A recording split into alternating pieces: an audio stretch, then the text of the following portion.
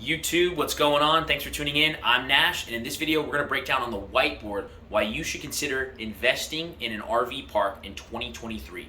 I'm going to get right into it, talk a little bit about my story and my process of building an RV park and the potential it has.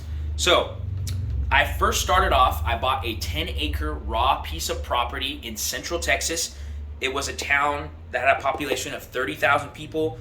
Central Texas, high migration area, a lot of people moving to Austin and San Antonio. The property is just outside of San Antonio. Great location, something to keep in mind. It was 10 acres of property. It was a raw piece of land, so there was nothing on it, no electricity, no water, nothing, just trees, and really not even a road, nothing. Now, the person that was selling the property was willing to do what's called owner financing. Owner financing simply just means that the owner is willing to sell it to a buyer without a real estate agent, just kind of under the table with a contract, and it's kind of a rent-to-own situation for the buyer. And for the owner, they get some cash flow and a down payment. So it was $85,000 purchase price and a $13,000 down payment required, followed with $620 monthly payments for 15 years until the payment was paid off in full, or rather the price was paid off in full. And so for me, I had saved $13,000. That was easy for me. So really all I needed to get into this deal was just $13,000 and a way in which I could pay $620 every month. So I kept my full-time job. I had a little bit of savings. I was able to purchase this property with the goal to build an RV park, and I could easily pay the $620. So that wasn't a problem. Next, once we had bought the property and we had it under contract and we're making the payments, we had to figure out, okay, we want to develop an RV park. How much is it going to cost? So I got bids for the electric, I got bids for the septic, for the water, all of that, and it came out to roughly $60,000 to get this thing up and going.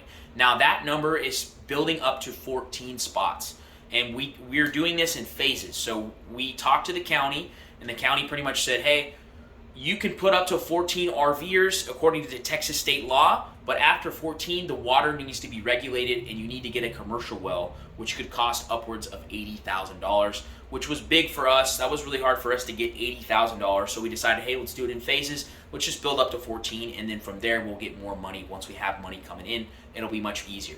So we just decided, hey, we're going to build up to 14, and then from there, we can move on. So $60,000 will give us all the infrastructure we need to get the electrical, septic, all that. What we did to get that money was that once I had this property purchased, people knew, and my family and friends knew, hey, Nash bought a property. What I did was I went to these family and friends and I said, hey, I'm looking for some money. I have this idea. It's going to make X amount per month. I can easily make payments to you. If you're looking to get invested in real estate, let me know. And I talked through multiple people until finally I had a family member that had just sold a house. They wanted to invest in real estate. They wanted some cash flow, and we worked out a deal, and they gave us the money we needed to get the property underway. So once we got the property underway, it took about roughly a year to get everything done. So after everything was done, we already had everything, all the infrastructure, we were ready to go. We began marketing our lots, and within a quick time, we were already full. So we already had the 14 spots that we needed within a few months. The demand was very hot in the area. And once we got our 14 lots, we were charging $550 a month. So 14 lots times 550 comes out to $7,700 a month. Great income, right? Pretty good for being an empty property to all of a sudden now it's making $7,700 a month. Not too bad. Now there are some expenses. That's not just the net profit off the bat. That's just the gross profit, what we would say on paper, what we're making, but that's not the true net profit. There are some expenses. So the expenses are going to be, obviously our land payment is $620 a month. We have a loan payment we need to pay to that investor, which is $1,000 a month.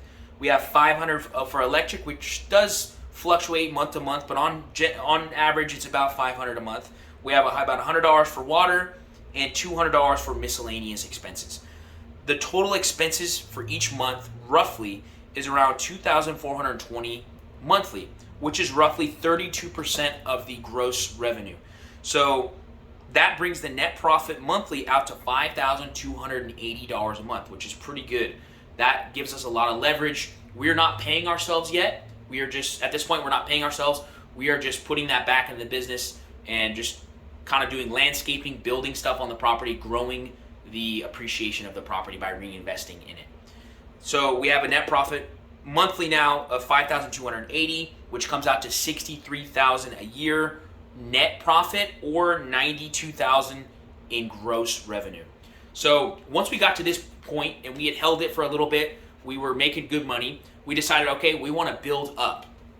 Now the county, according to our premises where we're at, they estimated that the aquifer, in terms of the water, can handle up to 43 lots for the max capacity. So we can't do more than 43. So we said, okay, that's still good enough for us. We want to push and develop more. So what we did was we got a loan. So we once again went back to the drawing board once we were making this money, and we pitched this to investors until finally we found a couple investors, 2 people to give us $100,000 each. And once we had that $200K loan, we started development. We're currently in our development phase right now, but I'm going to break down the potential of what this property is going to be able to do and the trajectory and how big this can be. So after we're making $5,280 a month, we locked down these 2 loans. We're in the development stage right now to build 29 more spots, but I'm going to go through now what it's going to look like once we're finished with that. So right now we have 14, we're developing more. We have a potential for another 29 lots. So once we put in the 29 lots, what we're going to do after we've built some amenities, we're going to raise the rents from $550 a month to $600 a month. So we're going to raise the rents to $600 a month at 43 spots. That comes out to $25,800 a month in gross revenue. Fantastic numbers. Fantastic. Very, very good. 6-figure business by far. $250,000 business, actually, if you're talking gross. But I'm going to take that same number, so about roughly 32% is going to be your expenses. So if we have $25,800 for our gross revenue, and we times that by 32%, that's going to be the expenses, 32%, roughly. Could be more, could be less. Probably going to be somewhere around 32%. If you do 25,800 times 32%, which is a roughly 8,356 in monthly expenses, roughly, that comes out to a net profit monthly of $17,544 a month in net profit, which is fantastic money. That comes out to $210,528 a year in net passive income. And for me, it's very passive because I have a property manager out there. So I get 50% of this number, which means I would get $105,000 a year. Passive income, net profit, all of that. Now, still up until this point, we haven't paid ourselves. Once we get to this realm here, we will pay ourselves, but it probably won't be a large number. It would probably be about $5,000 a month, or maybe roughly $60,000 a year, $70,000 a year, because we want to reinvest in the next project, which I'm going to get into in just a moment. But that would be a net profit of $210,000 a year, which is fantastic. Or in gross revenue would be $310,000. So huge, huge potential for an RV park. This is my situation and what I'm dealing with. But I want to go through real quickly what a cash out refinance would do for you and for us in this situation, and how we can do this property again. We can do this process again with another property. So at this point, first we had bought the property for $85,000. Right now, as we're developing, like I was telling you, as we're developing right now and we're in the process of the second phase, the property is currently appraised at $250,000. So even despite everything right now, the property within just 2 years went from $85,000 to $250,000, which is a great appreciation return. Obviously, it's cash flowing, but it has the potential after we put this $200,000 loan that we got from these investors back into the property. It's definitely going to go up to at least $500,000. It could even go up more. That's not considering also that there's a business on the property. This is just the land. Now, the business evaluation typically is whatever your gross revenue is yearly times 2 is the amount in which you can get a loan off of your business. So if we're doing $300,000 a year in gross revenue in our second phase, times 2, that's going to be roughly $600,000 in a business evaluation. Now, the land evaluation plus the business evaluation brings us up to a $1.1 million evaluation in terms of the total equity that we have in our property, right? The total equity. So, based upon the total equity, you can typically get a cash out refinance for roughly 75% of that total equity. So if we have 1.1 million in total revenue, which it could be a little less than that considering we have a little bit of debt, but roughly somewhere in that ballpark, could be a little less. At a 75% loan to value ratio, you're looking at $800,000 you can do in a cash out refinance. Cash out refinance simply just means you have poured money and investments into your property goes way up to, let's say, 1.1 million in terms of the total equity. You can then take a loan off of that equity and reinvest it, and it's a tax-free event.